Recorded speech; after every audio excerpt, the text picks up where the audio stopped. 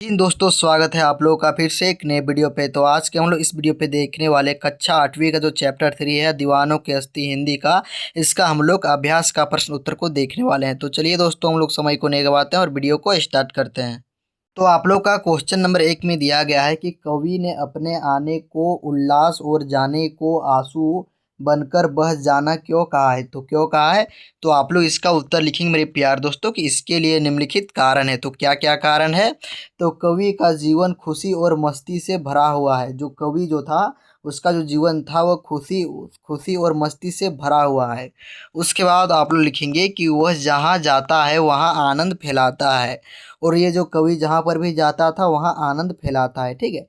तो वह जहाँ जाता है वहाँ आनंद फैलाता है। उसके बाद आप लोग लिखेंगे क्वेश्चन पॉइंट नंबर 3 में कि उसके आने से लोगों को खुशी मिलती है। और यदि कवि आ जाते थे तो उसको आने से लोगों को खुशी मिलती है। उसके बाद आप लोग लिखेंगे इसलिए उसने अपने आने को उल्लास खुशी कहा है। इसलिए उसने अपने आने को उल्लास और खुशी कहा है। उसके बाद आप लोग लिखेंगे मेरे प्यार दोस्तों कि उसके जाने पर लोगों की आंखों में आंसू आ जाते हैं। और यदि कवि चल जाते थे तो उसके जाने पर लोगों की आंखों में आंसू आ जाते थे, ठीक मेरे प्यार दोस्तों।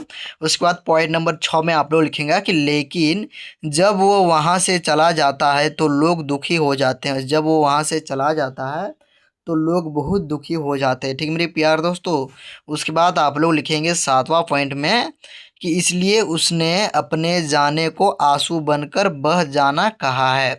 उसके बाद लास्ट पॉइंट में लिखेंगे 8वां पॉइंट में कि कवि बताना चाहता है कि खुशियाँ बांटने वाला व्यक्ति सबको प्रिय होता है। कवि कहता है कि जो खुशियाँ बांटता है वो सबका प्रिय होता है, ठीक मेरे प्यार दोस्तों। उसके बाद हम लोग क्वेश्चन नंबर 2 की ओर बढ़ते हैं। तो इसमें पूछा गया है कि भीख मांगों की दुनिया में बेरोग प्यार लुटाने वाला कवि ऐसा क्यों कहता है कि वह अपने हृदय पर असफलता का एक निशान भार की तरह लेकर जा रहा है। क्या वह निराशा है या प्रसन्न है, क्या वह निराशा है या प्रसन्न है।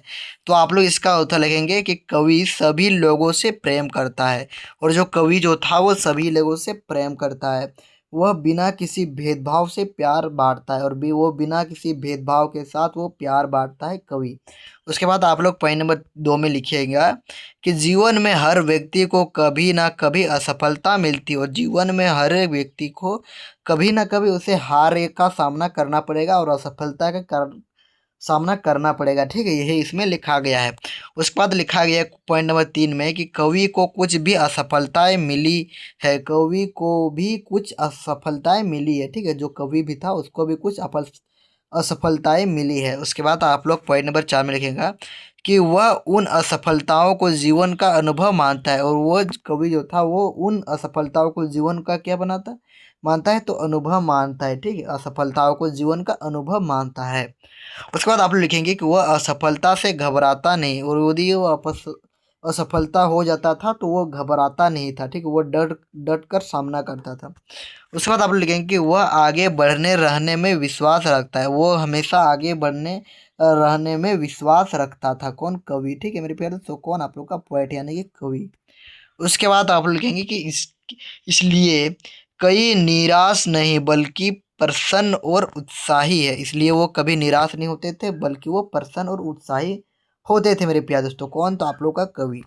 उसके बाद आप लोग क्वेश्चन नंबर 3 में दिया गया है कि कविता में ऐसी कौन सी बात है जो आपको सबसे अच्छी लगी। कविता जो था उसमें आप लोग को कौन सा बात सबसे अच्छा लगा, यही आप लोग को उत्तर देना है।